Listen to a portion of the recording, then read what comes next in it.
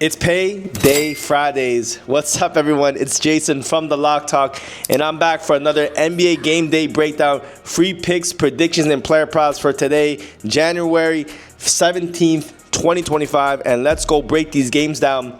But before I do, if you've been liking this content and been enjoying the information I've been bringing day in and day out, please hit that subscribe button, leave a comment for the YouTube algorithm. It only helps me push this video out to more people so I can get this channel going. Roll to 1,000 subscribers. We're almost there. 47 left, man. If you're watching, you're not subscribing, please help your boy out and keep me motivated to keep on coming up here. We do have a bunch of games today on the slate, so I definitely want to go quickly. But, guys, if you've been seeing me win on Instagram, crushing the books, smoking the books, go get a free week in Premium. All you have to do is really just go to that pinned comment down below. I put my two favorite new apps, one for DFS and one that you can use as a sports book across 42 different states. Easy way for you to double your bankroll, increase your bankroll, but also get a bunch of free picks from me and my community. Again, guys, if you guys do want to tap in, it's the best way to do so. Get free money and get into Premium for a week. All right, guys, let's get straight into it, man. Game start at 7 p.m. Eastern time. I'm not going to touch anything else but NBA on these videos. I have college basketball. We will have UFC plays for tomorrow, but if you want just today's videos, only NBA's. Let's talk about the first game, man. The first game on the board is the Orlando Magic against the Boston Celtics. And, guys, these two teams have really kind of fallen off a cliff. Look, Boston Celtics still probably one of the best teams in the East. People would argue they're the number one team. I still say it's the Cavs, even with how they did yesterday. But Orlando, though, they've been dealing with a lot of injuries. Boston's been healthy. They've not been playing too well. They just came off a loss against the Toronto Raptors. Now they're back at home, usually their best spot. They maybe not covering-wise, but just winning-wise, done very well. Orlando, big dogs today, 12.5-point dogs on the road. And look, they're still missing a lot of guys. They're missing Franz Wagner, Jalen Suggs, Goga Batadze, Gary Harris. The list goes on and on. I also think they're losing. They don't have, I don't know if they have Franz's brother either, but regardless, the Magic have not been the same team because they don't have almost anyone. All their best guys are all out. Boston, clean injury report. I mean, look, it's tough for me to bet this game. I'm not really looking to bet this game at all. But if I was to bet this game, I'll probably lean with the Boston Celtics, even though they have not been really good at covering spreads. It's a game I'm kind of avoiding, probably a defensive game. Orlando, on paper, has had good defense, but as of late, definitely not has been as good. Even though they got Banchero back, it is a lot of points, so something I'm kind of staying away from. I'll be honest, I'll probably stay away from this game, but I think even though Orlando looks like a good value spot, it has not been able to cover spreads just because of how poorly the team has been playing. The injuries have been a big problem, but it is a lot of points, man. I don't blame you if you want to take Orlando in the spot. All right, guys, in the next game, second game on the board, we got the Minnesota Timberwolves against the New York Knicks. And, guys, this is a rematch. I mean, the Knicks crushed the Minnesota Timberwolves last time they played. So, playing at home now, Minnesota, can they get their revenge? I don't know. I mean, Minnesota obviously just played the Golden State Warriors, got their butts whooped as well. I mean, they almost came back and won that game, but almost the majority of that game were getting crushed. So we'll see how they do in this one. I mean, the Knicks obviously been a very, very good team this year. They're one of the top teams. I think they're top three in the East, in my opinion. Them, Cavs, and the Boston Celtics. And I'm not saying that just because I'm in New York. But anyway, rematch. I mean, obviously, Minnesota probably has, some revenge factor. They are actually dogs in this spot. Usually, you don't see Minnesota as dogs, but I think the Knicks, deservingly so, deserve to be favorites. The big question is, will Karl-Anthony Towns play? He's a game-time decision. I don't believe he played his last game against the Sixers. He's questionable for a thumb injury. So, I don't know. I'm pretty sure they won with him last time. They're going to need him again if they want to win this game, in my opinion. They cannot do it without him. He's a huge piece to this offense. Maybe they could beat on bad teams with the Sixers with no Embiid, but if they don't have him, I don't think they can win or at least cover the spread. Minnesota, obviously, their defense has not been the same, even though they have decent defensive metrics. They're a top 10 team, but I think the Knicks, if Towns is playing, can get the job done once again. Pretty low total, 218.5. Obviously, Knicks and Minnesota play at an average to decently slower pace, but strong defenses on both sides, especially on the Knicks. So give me the Knicks minus 4.5. If we take a look at where the money's at as well, I mean, a lot of people are all on the Knicks. Doesn't mean that the public can't win or majority of bets cannot win, but Hey, look, I'll say there are a few things that if you want to go on the Minnesota side that do go in their favor. Revenge spot, but also coming off a big loss.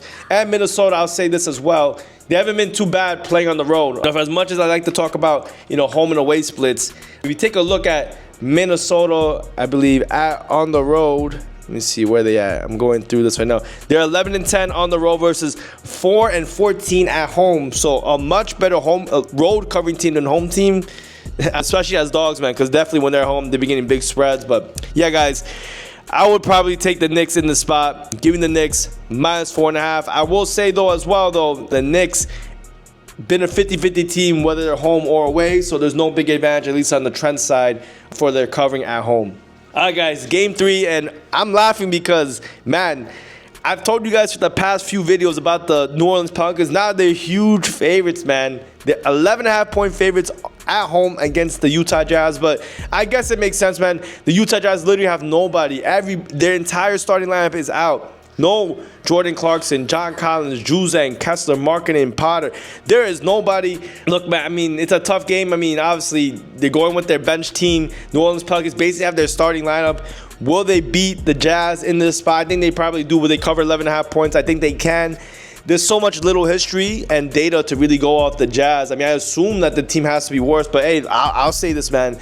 This is purely anecdotal evidence. There have been so many spots where you think the team, they have the starters, they're playing a bench team, they should definitely win, and they end up getting smoked and losing. All the money is on the Pelicans. The bets, actually, a lot of bets are on the Jazz, but there is no way I want to lay points with the Jazz. I mean, they were not even able to cover even with their starting lineup. But hey, look, I will say this, man. There are a lot of people betting on the Jazz, though. They think it's a value spot. I said it before, man. I wouldn't be surprised if the Jazz end up winning, but I would probably focus this game on props personally. But for the sake of the video, if I had to make a bet, Pelicans were a really good home covering team when they had all their guys. Utah, I mean, the only start they do have is Kante, George, and Sexton. I don't know, man. I'll take the Pelicans, but I'm not rushing to go bet this 11.5-point spread. They played well against good teams, but yeah, man, tough game. All right, next game on the board. We have the Charlotte Hornets against the Chicago Bulls. Chicago Bulls 4.5-point favorites at home, and Chicago looks like they're getting a lot of the love. A lot of the bets and money are going on Chicago. Charlotte were barely able to beat the Utah Jazz. They didn't cover their last game against the Jazz as favorites on the road in Utah. I mean, look, the Chicago Bulls, they play at a very fast pace, the fastest pace in the NBA. Charlotte actually plays at a much slower pace. A lot of people actually don't believe that, given how highlighty of a player LaMelo Ball is, but it looks like the Charlotte Hornets will have a lot of the guys. Brandon Miller's looks like he's good to go, and the same thing with Mark Williams. On the Chicago side, the only impending injury is Josh Giddey, but I think Ayo Dosunmu and Kobe White will be playing, so that's a positive if you're looking to back the Bulls. I don't know, man. I mean, I'm not too much love in betting on sides in this game or even totals. I do think the Chicago Bulls will force a very fast-paced shift. Charlotte doesn't have the best field goal percentage. I think it'll be a big back-and-forth game. 235 over-under. I think it's the highest total on the board. I think this game could definitely go over. Both teams don't play a lot of defense. Both teams chuck up a lot of threes, so it'll be over very easily or look like a straight under. But for the side, I'll lean with Chicago. I don't love it. I like props in this game or that total, but yeah, it's a tough game to call. I think either team could really maybe win, but both teams have been kind of unreliant so far, but there's no way I would want to lay 4.5 points with Chicago in a game where I think Charlotte actually has a chance to win. All right, guys, we got 5 more games left on the board, so if you've been with me, thank you so much for watching till this far. Again, if you guys want to join us in Premium for a free week, go to that pin comment, go join us on Novig or Vivid Picks. Vivid Picks, a DFS company just like Prize Picks and Underdog, but they give you one of the best promos in the market. A $250 match plus a $25 secured pick. And then Novig, they're not giving a deposit bonus, but the app is so good. You could basically bet money lines, totals, even props like you're on FanDuel or DraftKings in 42 different states. See this map right here? And you get a 50% discount when you're purchasing your first deposit on Novig. So up to $50 or $25. So definitely go do that. I mean, if you're going to deposit money on a sportsbook, you might as well get it for a discount.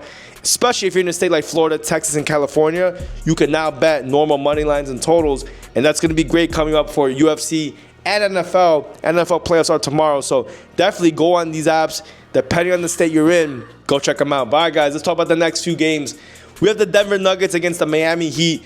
Jokic did not play his last game. They won that game before that, then got destroyed by the Rockets. Hey, man, I mean, look, this is a game that I'm not sure if Jokic is going to play. He didn't play. I think he does, though, in this game, but they're going to need him to play. They've been on a roll, man. They need to win some games. They're 24-16. They're very, very tough West Coast Conference. Miami's just above 500, so they need to win as well. I don't know, man. I mean, I've not been in love with this Denver team. If Jokic does not play, I definitely would lean with Miami. But definitely pay attention to that injury report. All the money and all the bets are actually on the Nuggets right now at plus money. I guess it makes sense. You got to assume that Jokic is playing. I believe the last time he didn't play was for, like, personal reasons or rest. But he was listed questionable today for an elbow injury. So we'll see if he ends up playing or not. Obviously, the Miami Heat played at a pretty decently slow pace. They have very good defense. Jimmy Butler looks like he's going to play. So he's on the starting lineup. So I really don't know how that's going to affect the chemistry of the team. If he's going to, like, play terribly on purpose. I don't know, man. It's a game I'm kind of staying away from just for all these reasons. Jokic not playing. Jimmy Butler's supposedly on the starting lineup. I mean, he's openly said terrible things about the team. I don't know. I don't know if it's for marketing. I don't know what the deal is, but it's no way I want to put my money behind the Heat if Jimmy's starting. Because he literally just said, like, I mean, so let me stop. If I was to make a bet in this game, I'll probably look at props. I'm sorry, but if I was to bet a team, if Jokic is playing, I think Nuggets plus 1.5 is a great bet. But obviously, the public also believes that as well. So do what you want, man, but weird game. All right, guys, in the next game, we got the Toronto Raptors against the Milwaukee Bucks. Milwaukee laying 11 points at home. Toronto, big dog once again. It looks like they'll still don't have Emmanuel Quickley, which I think has been a positive. Their defense is much better when Quickley's not playing, but they still have a major weakness, and that's the three-point line.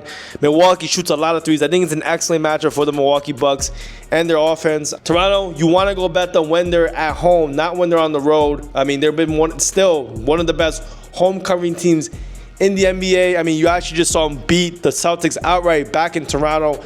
Now they're on the road. They're 9-9 on the road. I'm not saying the Bucks have been that great at covering either. 9-11 at home. Do I want to lay this big number?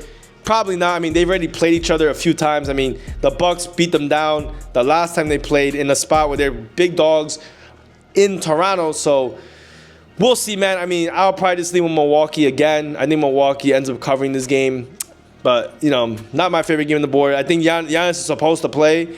They'll probably still have some trouble with the size and, you know, the tenacity of Giannis. But I also do think this is a great game for props as well. So definitely take a look at props. Ton of guys to look at: Grady Dick, Scotty Barnes, RJ Barrett, Milwaukee House. You can look at Lillard. You can look at Brook Lopez, Giannis. All great game. But, yeah, I mean, there's a blaring weakness with Toronto. Three-point line, Milwaukee. If they can drain the threes, they can blow them out very early. All right, guys, last three games on the board. And these are some good ones, man. West Coast games. Let's go talk about it. All right, so let me pull up something real quick. But OKC against the Dallas Mavericks. Oklahoma City just had a big win. They did not play the stars in the fourth quarter against the Dallas Mavericks. So the back-to-back issue may not be a problem. Even so, the Thunder have actually been a very good team on back-to-backs. It is a back-to-back with some slight travel to Dallas. Dallas still missing Luka and Lively. Kyrie Irving looks like he's going to play a game-time decision. Oklahoma City, 8-point favorites on the road. Hey, man, I mean, Oklahoma City is definitely, I think, the better team. The question is, will this be a flat spot for them? I don't know.